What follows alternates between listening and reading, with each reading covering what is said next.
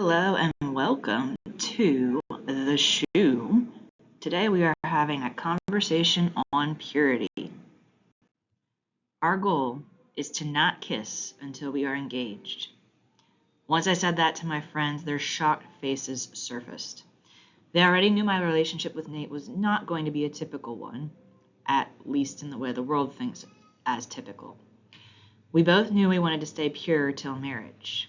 In fact, since I was in high school, I have worn a purity ring every day, other than when I played soccer. You do not want to jam your finger with a ring on it. Trust me. Thus, Nate and I made a choice to set our boundary at holding one another close. Why there? Does the Bible say anything against kissing before marriage? No, but neither does it say anything about dating. In Bible times, many marriages were arranged. Some may have married for love, but many times the couples wouldn't spend any alone time before the wedding. Here's what the Bible says in Hebrews 13:4. Let the marriage bed be held in honor among all, and let the marriage bed be undefiled, for God will judge the sexually immoral and the adulterous. The marriage bed is to be held in honor. What does that mean? That means if you do anything with someone else and you aren't married, you aren't honoring the marriage bed. Each time you have sex with someone, not only are you creating an invisible emotional bond with them, but you are also possibly sleeping with someone else's significant other. Now you may be asking, what does this have to do with kissing? Well, unless you are a friend of mine from college who used to think that when her parents kissed it made a baby, not much.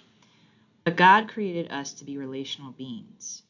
He created sex as something good, in marriage between a man and a woman. But 1 Corinthians 10:13 reminds us of something that has to do with kissing. It says, "No temptation has overtaken you that is not common to man. God is faithful, and he will not let you be tempted beyond your ability. But with the temptation, he will also provide a way of escape, that you may be able to endure it." When you are physically attracted or in love with someone, your bodies will want to do what God created them to do. There's only one boundary between kissing and sex, and that is further physical touch. To not be tempted, Nate and I decided to put in a barrier so we don't go farther. We are sort of doing what Eve did in the garden.